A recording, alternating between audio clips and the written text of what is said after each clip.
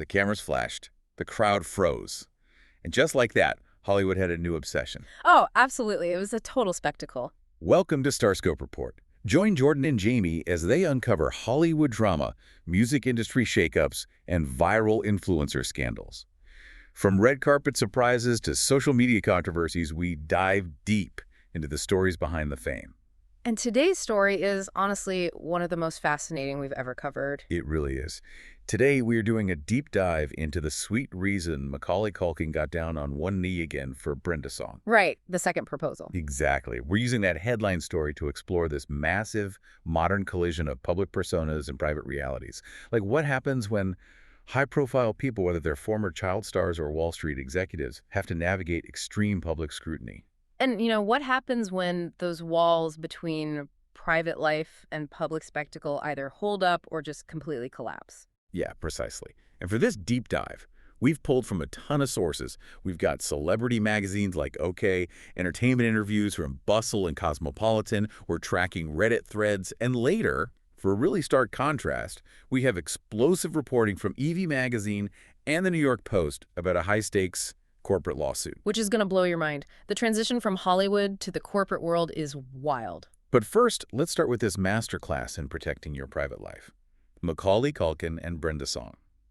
Now, based on their backgrounds, these two should be completely consumed by the Hollywood machine, right? Oh, 100%. I mean, two massive child stars. They should be tabloid royalty. Right. But their origin story didn't actually start with, immediate fireworks. In fact, back in 2014, it was a total disaster. Yeah, a spectacular misfire. So they met at their mutual friend Seth Green's house. And Brenda had just starred in this Fox sitcom called Dads, which, by the way, Seth Green was also in. And it had literally just been canceled. Just canceled.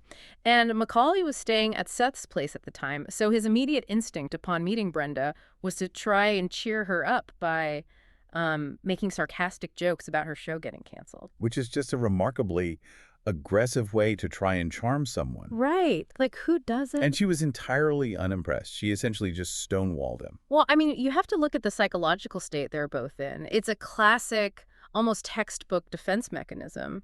When you grow up in an industry that constantly evaluates your worth based on, your output, using detached humor to deflect vulnerability, it just becomes second nature. Yeah, he totally misread the room. Completely. Macaulay was projecting his own armor, and it actually took 3 full years to thaw that ice. They didn't even reconnect until 2017. Right, when they were both cast in Seth Green's movie Changeland, which was filming in Thailand. And Thailand seems to be where the massive shift happened. Yeah, geographic isolation is such a crucial factor here. They were completely removed from the Los Angeles ecosystem. Thousands of miles away from paparazzi and all those industry expectations. Exactly. It allowed the armor to drop. Brenda actually said in an interview later that she finally saw past her words, his armor and his shield. She realized there was a highly sensitive, intelligent artist under all that sarcasm. Okay, let's unpack this for a second because I have a question for you. Sure. Is a shared, highly unusual background, like both being massive child stars who grew up on sound stages, is that the actual foundation of their relationship?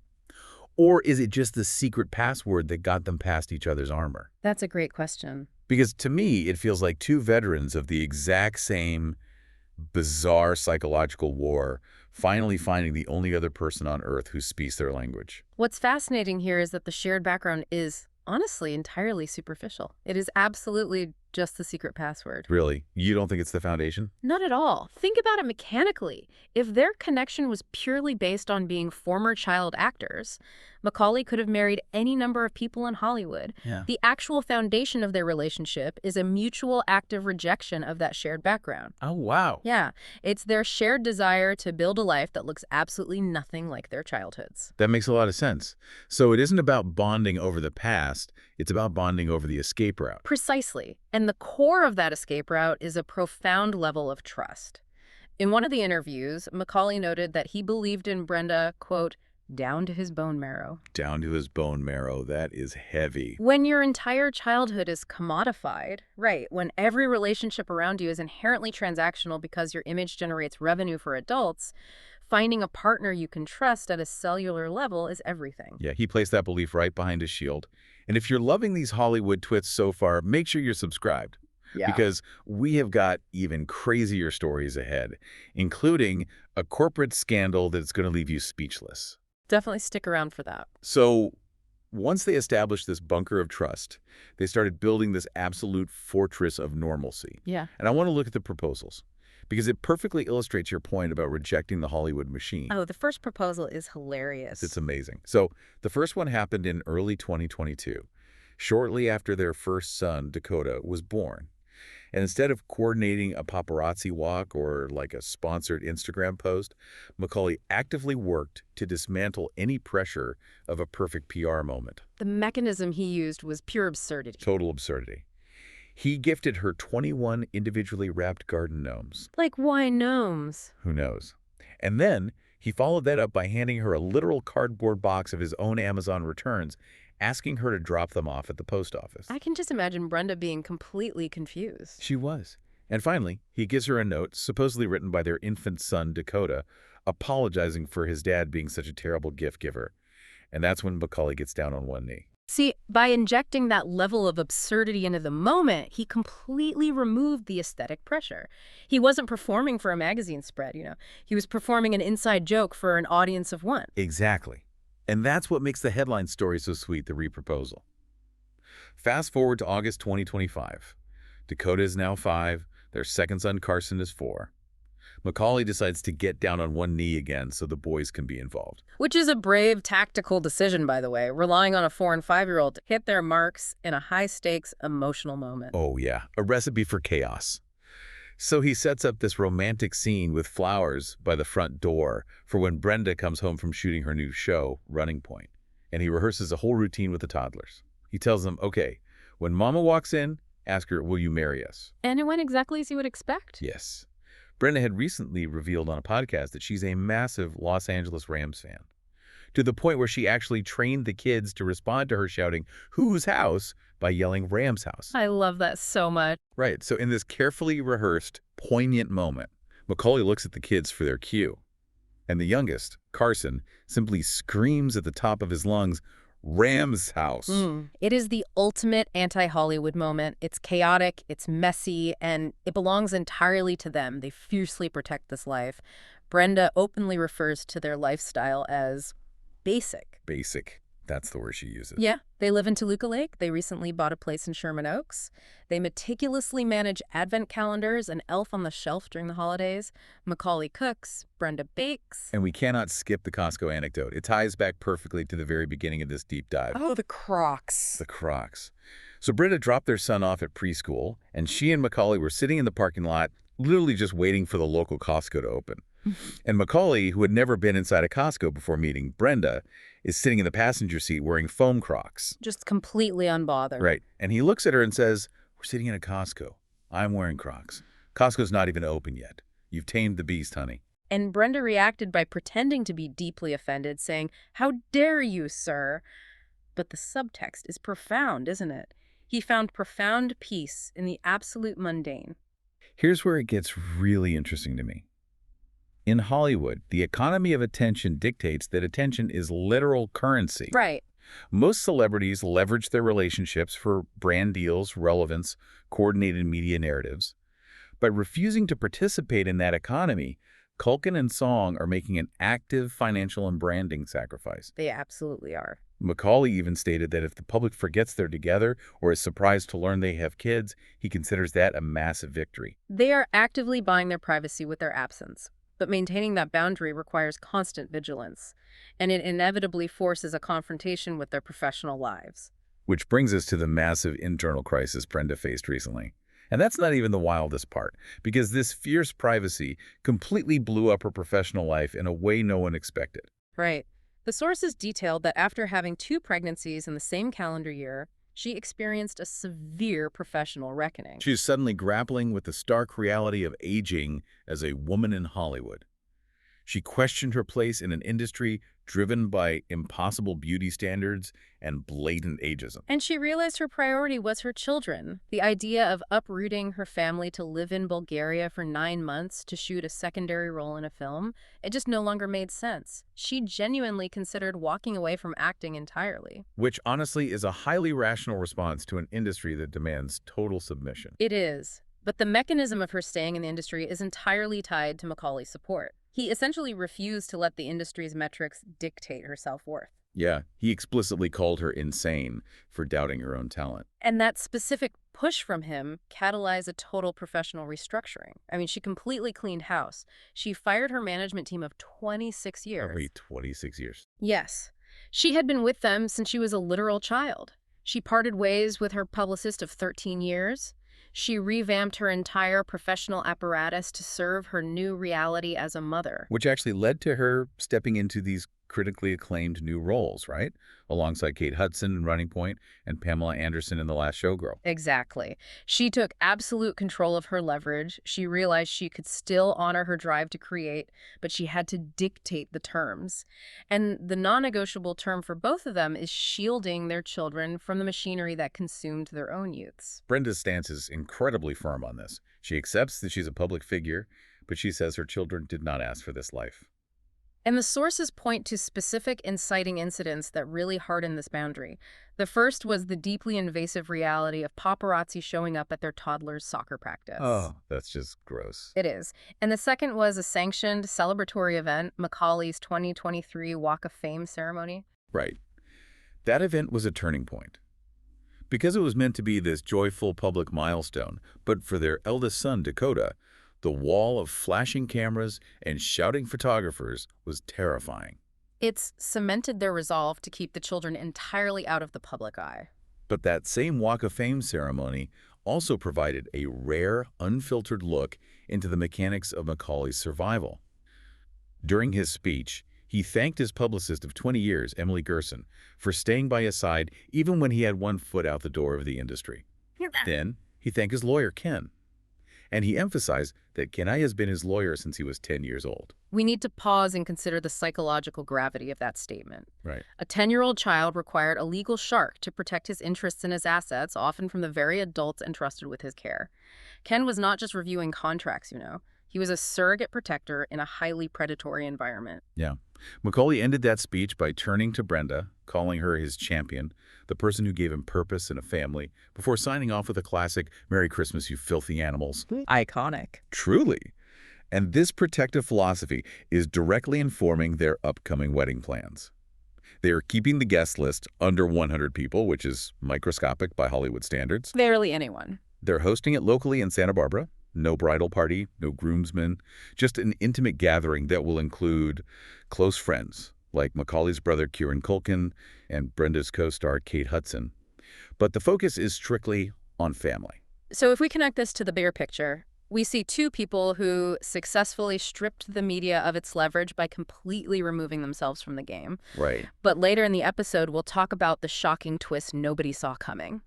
Because what happens when you cannot opt out? What happens when the public square is actively weaponized against you to force a resolution? Stay tuned and hit that subscribe button so you don't miss what's coming next, because this is where the source material takes us from the hills of Hollywood to the skyscrapers of Wall Street. And we need to be explicitly clear as we transition here. Yes, absolutely. We are now examining a highly explosive lawsuit recently filed in the New York County Supreme Court. Our sources for this are investigative reports from EV Magazine and the New York Post. We are strictly analyzing the mechanisms of these claims and counterclaims as they exist in the public record. Right. We are not taking sides, we are not endorsing any viewpoints, and we are treating all allegations strictly as unverified claims. The impartial analysis of why and how these claims are made public is what's relevant to our discussion on the boundary between private reality and public spectacle. Exactly. So to set the scene, this involves the leveraged finance division of J.P. Morgan Chase. For context, leveraged finance is a high-stakes, high-pressure environment dealing with billion-dollar corporate debt and buyouts. It's an intense world. Very. So the lawsuit was filed by a John Doe against a 37-year-old executive named Lorna Hajdini. Multiple reports have identified this John Doe as Chirayu Rana, a 35-year-old former J.P. Morgan employee who currently works as a principal at an investment firm called Briggle Sagemount. And the allegations detailed in this public filing are incredibly severe. The document outlines a narrative of graphic workplace abuse. It's intense. The lawsuit accuses Hajdini of sexual abuse, racial harassment, and explicit career threats. The public filing alleges she repeatedly referred to him as a brown boy and an Arab boy toy. It also claims she made deeply derogatory remarks about his Asian wife, referring to her as a fish head and insulting her physical appearance. And the filing escalates into physical allegations as well. Cloning, she would intentionally drop pens to touch his leg, that she removed her shirt in the office, and most severely, that she drugged him with Rohypnol and Viagra to force an erection. All of this is allegedly underpinned by the threat that she controlled his career trajectory, quoting her as saying, "I fing own you." Now, in the study of human narratives, there's a concept called the Rashomon effect, named after a 1950 Japanese film. It describes a situation where two people walk out of the exact same room and present two entirely contradictory self-serving truths. And this lawsuit is a corporate Rashomon. The defense presents a reality that is entirely incompatible with the filing. Right. Hajdini's legal representation has issued categorical, absolute denials of every claim. Crucially, they point out a physical impossibility regarding the most severe allegations. Yeah, they state that she has never even been to the specific location where the alleged sexual assault supposedly occurred. Furthermore, we have to look at the mechanism of corporate oversight.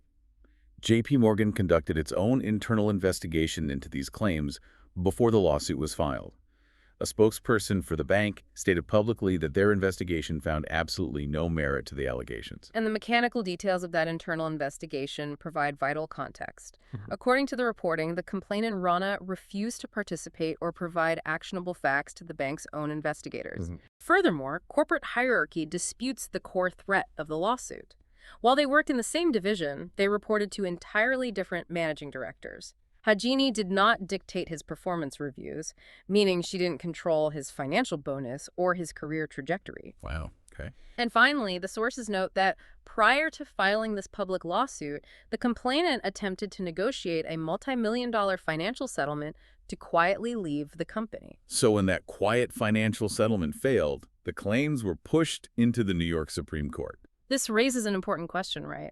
How do we function in a society where the public record is utilized as a weapon of leverage? Yeah, filing these unverified claims in a Supreme Court document isn't just a legal maneuver.